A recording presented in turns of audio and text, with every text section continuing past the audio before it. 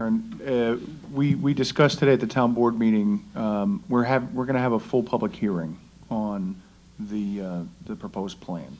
And any report, any document can be made part of that record. This is a start, it's a draft, and we're going to use it as a basis point, but not just you, anybody can submit to the town board, as well as our state delegation, any information that they think is relevant to this discussion. So we're not being exclusive at all, we're being entirely inclusive. And I believe we set that hearing for, do you remember, when did we set it for? It was in March, I believe. March 15th? Right, okay. Okay, it's going to be, I would say, in the next month or two, and you'll have more than enough heads up on that. But yeah, there's going to be a full, and I'm sure robust public hearing on this. In my 30 years of activism, I started out really, I was trained as an intellect in this culture. That's my education is in city planning. And during these same 30 years, I don't talk about it much, I was also educated by Native American people, both in North America and South America. And the Native people teach through the heart, they don't teach through the intellect. And so I was able over the years to integrate my intellect with my heart to understand the environmental issues in a different context. And everything that we hear here this evening, all these different issues, I understood at some time are really symptoms of a deeper issue. And that deeper issue is the separation of human nature from the rest of nature. And what I would like to see, and many would like to see at Southampton campus, is sustainability taught that is real sustainability, not the buzzword that Stony Brook uses it as. And that sustainability is to integrate the intellect and the heart. And I would hope that if that college, or when that college does reopen, it teaches young people indigenous wisdom as well as the wisdom of science, and integrates those two things. And I did that. I taught for 7 years at that school. I taught spirituality of the environment with the help of the Shinnecock spiritual elders that helped me teach those classes. And I get emails today from young people all over the world telling me what that meant because they use both their intellect and their heart. And so I would hope, Fred, that you would continue to work with the tribal representatives there, and to see if we could create a college there that's truly worthy of that land. That's a very, very special place.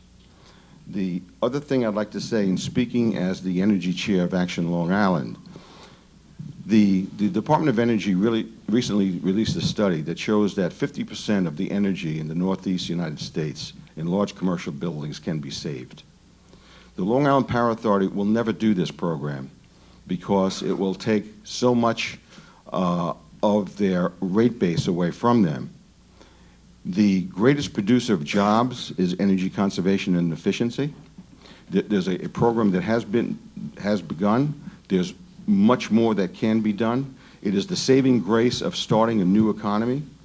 Einstein said, the problems created at one point of consciousness, can't resolve those issues. We need a higher level of consciousness. And hopefully we're at a stage now, maybe there's enough suffering where we'll begin to change, but I would offer that maybe the Long Island Power Authority is not the answer to our energy issues, because it can't do what's really needed on the scale that it needs to be done. And I would ask you to take a look at that, please, and see if maybe there's an alternative that can be created that could get these programs underway at the scale that they can be done. The greatest producer of solar energy is Germany, that lies on the latitude of Alaska. And it's a joke that we can't get this started in this country. So I encourage you to please take a look at that and lead our way forward here. Yeah.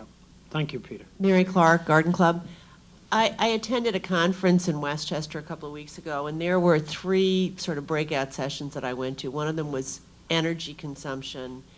And I'm hopeful that we'll end up with like a regional effective plan, because, but one of the other things that they said that was very interesting was the fastest way to reduce our energy was through efficiency. You know, every public building ought to have the lights that go off, and then they're censored to go on when somebody walks into the room. Street lighting. The other problem was apparently forests, and forests, their roots are very important for, you know, absorbing excess water. And they're critical, and they're in severe trouble right now. Apparently, if you look at a forest, as if you walked into a room and everyone there was over 65. That's what's happening to our forests. And it's invasive species and deer that are really doing the damage there, particularly deer. Apparently there's going to be a bill. There was a guy from the Nature Conservancy who gave the talk, and he said that there's some bill that maybe come up in May that will hopefully, I don't know that it's going to be worded quite that way, but I think what it's going to be is the importance of the forests in terms of our environment, and you know, anyway. And the other thing is water, and it's critical. Certainly the medicines. There's a lot of, in East Hampton, within the village anyway, we had a program where one of the drugstores took back all of your unwanted medication and disposed of them properly. But it's also, you know, the eastern end of Long Island, we don't really have too much public sewers. It's all septic fields, and they know it's getting into the groundwater. So I think we have to be very careful, and I think we need, you know, the health departments and the DEC and everyone else to be really, I think they need to really look at how many people can be in a certain area depending upon the soil, because that or everyone's got to put in, you know, new septic fields, which I don't think is feasible. Assemblyman Thiele and I once was summoned by the mayor of North Haven to deal with the deer problem. You remember that meeting, Fred? Yes. And we went through, this was with Peter Scully's predecessor, and the deer were ravaging the ornamental trees, bushes of the citizenry of the village. So we go through all of the possible variations, permutation, on how we're going to deal with the deer problem. Proposal number 1, can't do that. Okay. Proposal number 2, can't do that. Proposal number 3, can't do that. So the regional director looks at the mayor and says, Mayor, I don't have any more arrows in my quiver here. Do you have any ideas? Mayor says, I don't. It's a very vexing problem. We all got up, walked out. I remember Fred and I said, what did we just do? And we spent, by the way, about an hour trying to deal with the deer problem. So maybe in this bill, I know I'm not going to carry it, but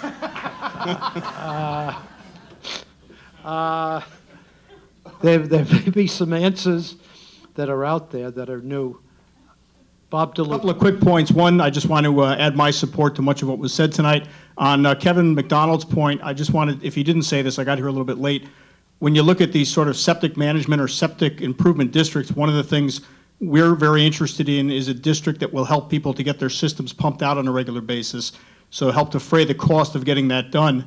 And if you look at, you know, the folks in the liquid hauling business, they'll tell you that half of their time in the summer is spent driving to Bergen Point because our scavenger plants are filled up. If you can basically segregate out over the course of a year, you know, a pump out schedule, these guys have a much more even cash flow, and it's also cheaper to do because they don't have to drive all the way to Bergen Point to take the East End sewage. So just, you know, one addition there. I also wanted to just underscore our support for Supervisor Walter's point about looking at EPCAL in a new way. I think that's a great approach, and we're very supportive of that.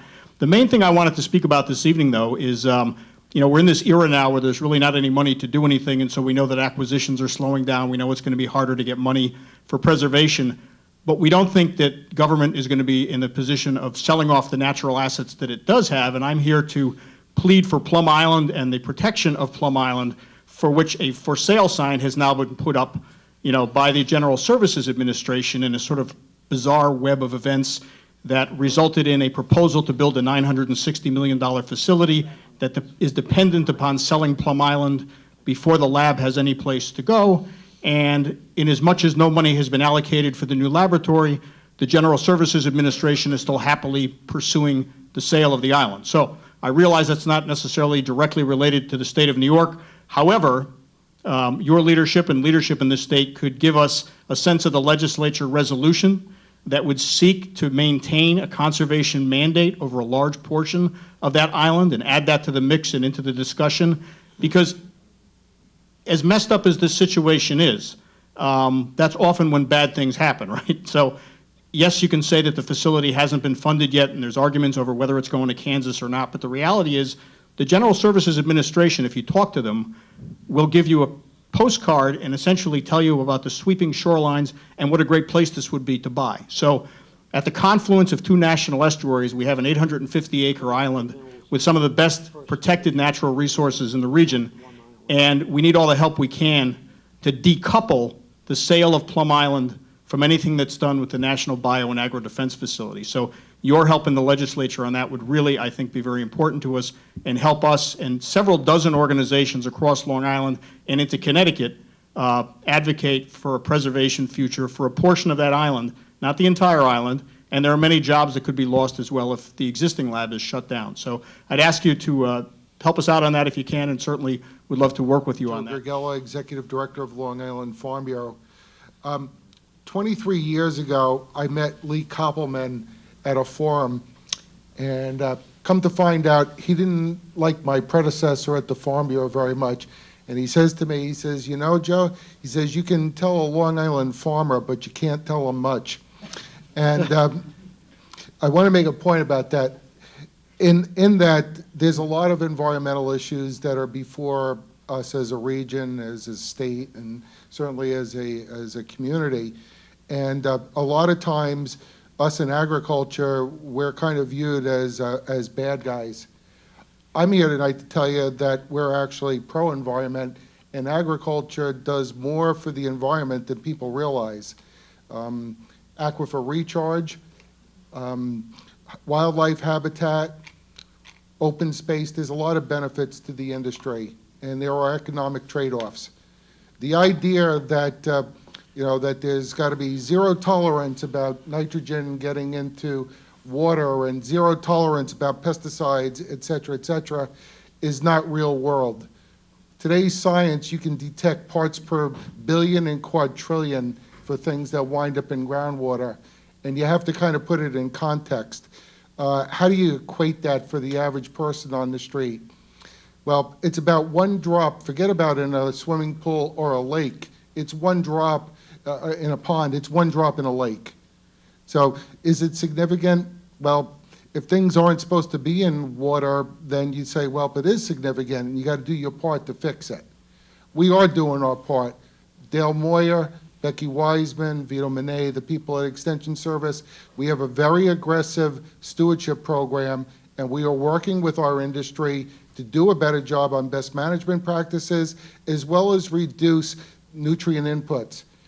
Kevin and Kevin have been very effective advocates on this issue, in particular regarding the estuary programs, the Carmen's River, et cetera. We don't have our head in the sand. We understand it. We get it. But you know what I said earlier about Lee, what Lee's comment was? Well, all our farmers are from Missouri. It's show me. We're talking about economics balanced with environment.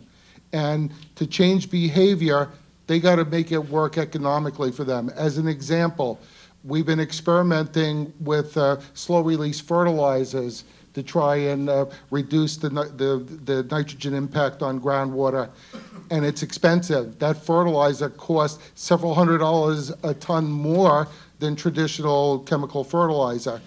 So we have to demonstrate to the farmers that the economics will work by these management practices, and we're partnering with them. We're doing a lot of work in that regard. Second point I want to make is that, Senator, you mentioned about the deer. That's an ongoing issue. We have made recommendations to the legislature for the last 10 years, and nobody wants to touch the deer management issue on Long Island.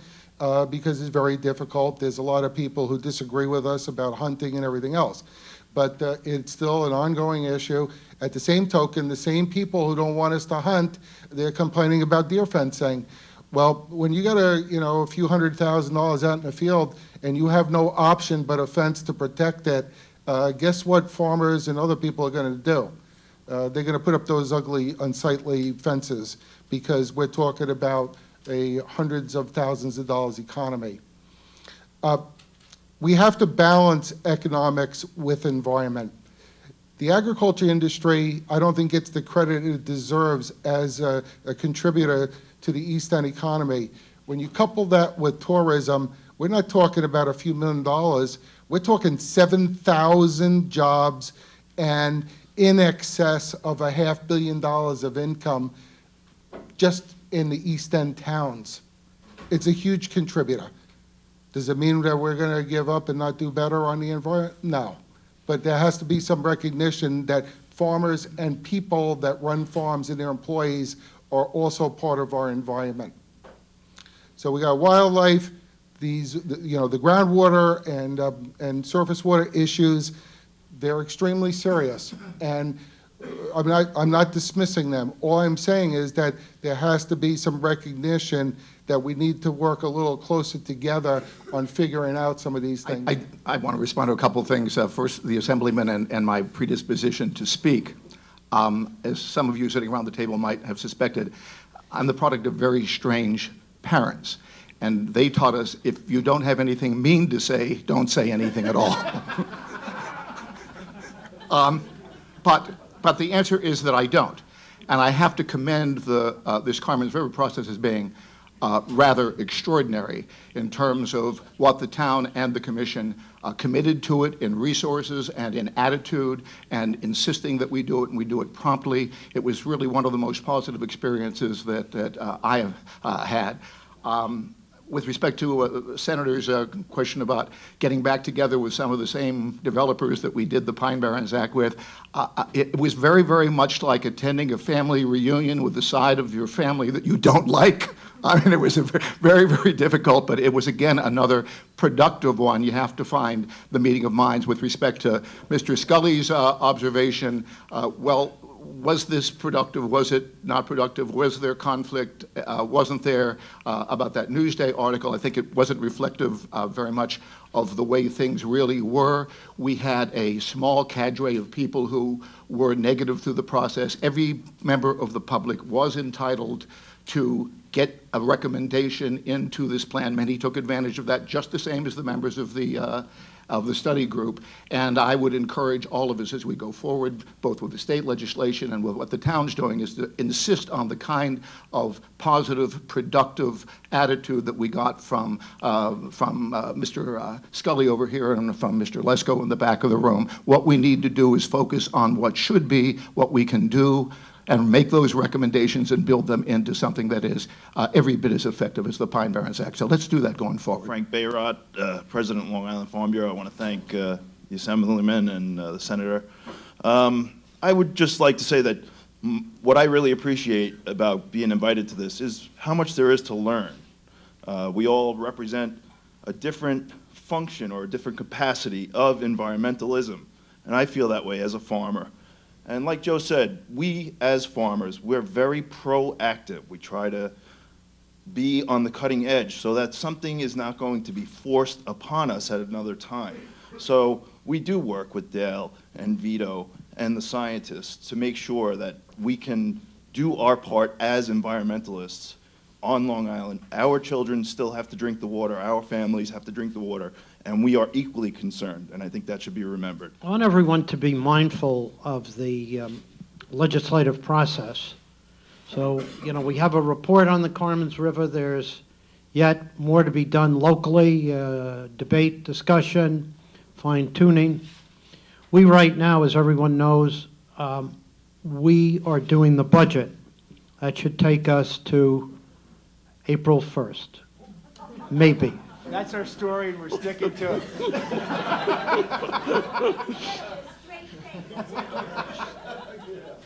It'll be a cold day in July. Well, that even makes the the story worse because I was going to say, so we get done with the budget, and now we can focus on other important legislative initiatives. And, you know, many of you know me and Fred, and both of us, there is nothing more important in our agenda than what we do locally. All of our bills, when we get done at the end of the day, are really local bills. So our attention, our focus is really here, locally, and to deal with these matters. So this is something that is going to, when it gets to the state level, is going to be a major undertaking, as is Supervisor Walter's initiative, critically important, because the economy and job creation is center of everyone's focus. So these are issues that we have to deal My name is with. Claire. I'm from Surfrider. We're a lot more of a grassroots organization. What we would like to see, to build on what Senator LaValle was saying and how groundbreaking this area is for the rest of New York. Right now, I know that the village of Southampton is starting to bring legislation to ban the plastic bag in the village of Southampton. And it would be really wonderful to see that happen county-wide within Suffolk County. And Surfrider as a national organization, is standing behind individual communities that are doing this. And I know right now it's starting up, it's before legislation for the whole state of Oregon. So it would be really wonderful to see that happen here, because personally, as somebody who does a lot of beach cleanups, I pick up a lot of plastic bags. And also in building on other legislation is the fact that I think there's about 30 days right now for Bloomberg to sign into action a ban of smoking in city parks, which also includes beaches. Total ban. Total ban. And it would be really wonderful to see that happen statewide in our beaches, public parks, and things like that. So once again, there's a limit of that and that trash that does not decompose. The village of Southampton is using the Westport model to do that. I know it's an organization, I was just finding out about it because it was in the papers, and I was out of town last week, so it's just come to my light. So I know that I'm going to be in touch with that group. And also because I personally live in Montauk, and I can sympathize with Wilkerson that with what's going on with the erosion, we really need to pay attention to that. It is an extremely sticky situation as far as how to handle it, and it's just a hard situation.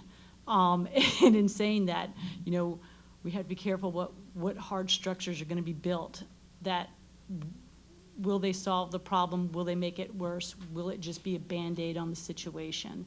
And we're very, very aware as an organization with what's going on because on the whole, Surfrider stands against hard structures on the beach because it just doesn't work all the time. Again, on the plastics line, being an organization that does beach cleanups and picks up a lot of plastic bottles, beginning to promote region-wide, looking at promoting people to use reusable bottles. This also helps reduce the amount of oil that's used to produce the plastic, move it around, cool it, store it in your landfills. It'll promote clean drinking water if you actually get people within the area to use their own water and bottle it. You could do what Washington, D.C. did, which is add a nickel fee onto plastic bags. The city of Washington, D.C. did that about a year ago. In the first 5 months of implementation, they saw a 70 to 75% reduction in plastic bag use immediately. Stores save money because they actually spend 1.5 cents on each plastic bag that they have to distribute. They have less storage when they're using less plastic bags. So the grocery stores save money. The public ends up just bringing their own bag. It becomes, just a different way of doing things and changing the public mindset. And we have a great reduction of waste, and it works all around. So I just want to say, the state should do that. Okay, My thank you. name's Jane Jackson. I'm with the North Shore Land Alliance. We're a land trust working mostly in Nassau County, also in western Suffolk County. And I just wanted to reiterate our support for the Environmental Protection Fund and a couple of programs in particular where a little money seems to go quite a long way. Invasives control is an area that's lost a lot of funding over the years, and you can do a lot without huge amounts of money. And the New York State Conservation Partnership Program can do a lot to, one program we've been involved in is doing environmental education programming in Roosevelt Preserve. It's a, and we've essentially been using funding, a small amount of funding from the partnership program to introduce a community of residents to its own local preserve that had been pretty much neglected and abandoned prior to that. And it didn't cost a whole lot of money, but it helped do the trick. Montauk has the largest commercial fishing fleet in the state of New York. The sustainability of the fisheries is very important to us. Toward that end, when Broadwater was killed off, Big Energy tried to put in 3 Broadwater-type facilities in the New York Bight. The last one was killed 2 days ago by Governor Christie of New Jersey, which opens us up for the next step, which is clean ocean zone legislation to protect the Bight from Cape May to Montauk Point out to the continental shelf. This would prevent a BP-type spill. It would prevent any kind of energy development except clean, renewable energy. It would prevent ocean dumping of toxic dredge spoils, and it would prevent us from having to fight the Broadwater-type battles over again. So any support we can get from the folks in this room would be greatly appreciated. Congressman Peter King has agreed to co-sponsor federal legislation. Eric Cantor has also supported this, and Anita Lowy. Thank you. That is the final word. Thank you. Drive safely. Get home safely.